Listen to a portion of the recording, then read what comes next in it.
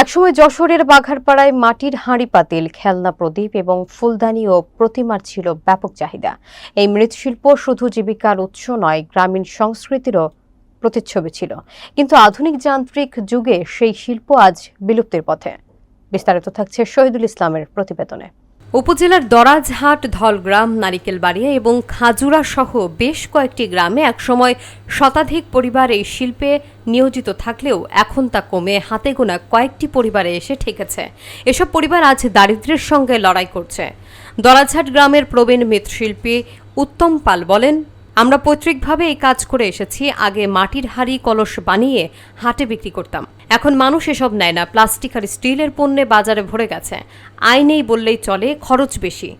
স্থানীয় বাজার ঘুরে দেখা গেছে মাটির সামগ্রীর বিকল্প হিসেবে এখন প্লাস্টিক, মেলামাইন এবং স্টিলই ক্রেতাদের প্রথম পছন্দ। অনেকেই বলেন মাটির জিনিস ভঙ্গুর এবং স্থায়িত্ব কম, তাই তারা তা আর কিনছেন না।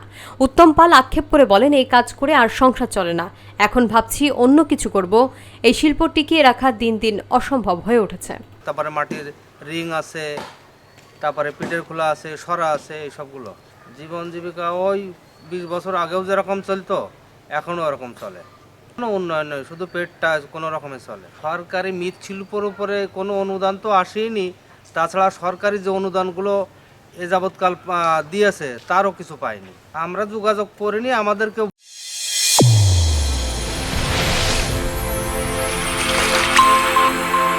চ্যানেল A1 হৃদয় রেসপন্স।